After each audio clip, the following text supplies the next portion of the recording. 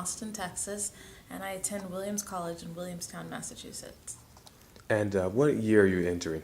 I'll be a senior this year. I'm a history and sociology major, and my concentration is race, ethnicity, and social constructs in North and South America. So, after you graduate, how do you plan to apply this to your life, your career? I hope to apply my major. The reason why my concentration is about racial and social constructs in the Americas is because I'm really interested in studying the history of the way that these different constructs and structures have emerged, but also wanting to apply them to today. And so I hope to merge in some way my love and interest in journalism with sort of urban communities, not just studying them, but being a part of the reconciliation of racial and social discrepancies in urban communities.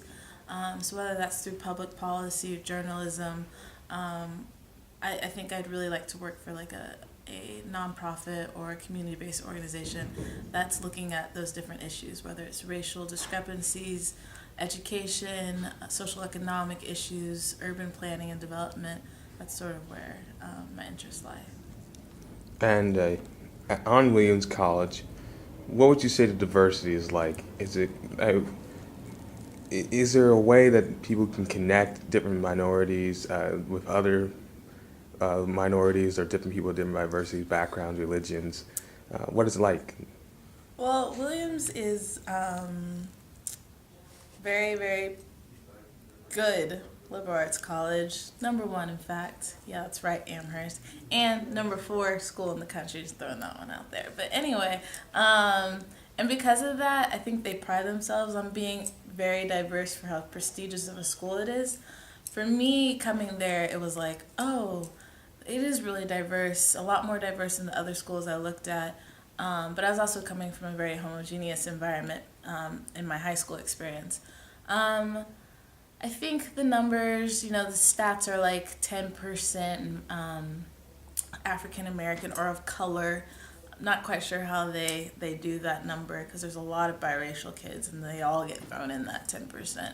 But a lot of the diversity comes from the international population, which I don't think is an isolated experience for a lot of prestigious schools. They get a lot of international students, and then they're like, oh, we're so diverse, but there's a lot of lacking, black and brown people on campus.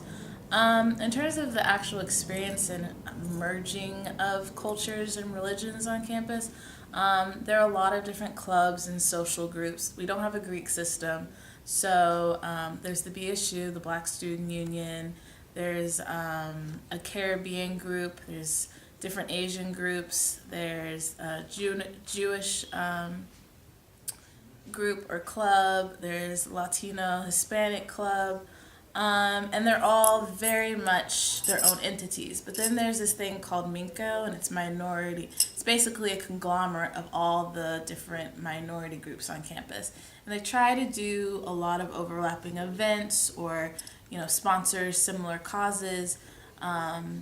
And it kind of makes it like a spectacle on campus. Like at the very beginning and ending of the year, they have a big kind of I don't know, not a carnival, but like an all-day festival, and all the different minority groups are supposed to basically kind of like advertise themselves. So on the big lawn, there's just little tents set up, and everyone has their little brochures and literature and their events for the year listed. And so it's this idea that kind of like you're selling your culture, like, hey, you want to become a part of the Asia group, or hey. And so in some ways it's good because it allows people to know what's on campus, but it's also a hard balance between, this idea of kind of broadcasting who you are and it happening naturally. The BSU is a very special place on campus because there's a lot of Black people that don't feel like Williams caters to their culture inside or outside the classroom. So the BSU serves 2 purposes, I feel like. For some people, like me, it's a place where it's like, oh, there's Black people, and I never had that growing up, so it's really cool. We have our own little house, it's called the Rice House, and you can just go, and it's free to anyone. people to go hang out, people do their homework there, people are always cooking there, people sleep there, people, you know, you can do anything in that room. For some people, it's just like that place where you can go and kind of be around your people. For other people, it's kind of that place where they show their face to be like, hey, I'm still connected with the Black community, and I go to a meeting every now and then. I go to all the big parties and all the big events. So there's that two kind of function. For a lot of people, it's just like, well, BSU throws the best parties, so I go there then. But I'm not really in tap when it comes to the causes that they're supporting, the events they throw, the community service. And the BSU's gotten a lot of flack in the last few years because people feel like they don't really have a purpose on campus except to act as just like, well, all the Black people hang out at Rice House. And they don't think they have an active voice on campus. So people are trying to change that in the last few years. There's a lot of stigma attached for some Black people. They're like, well, I don't go hang out in Rice House because I don't want people to think that I only hang out with Black people. So I stick, with my white friends. And then for me, it was always like, especially when I played soccer and all my teammates were white, I'd be like, hey, there's this event happening, a step competition or something like that.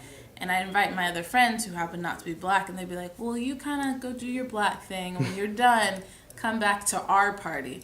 So it was this idea that, like, everyone was expected to go to the other parties on campus, but when it came to, like, the BSU parties or the Vista parties, it was kind of like, well, that's for those people.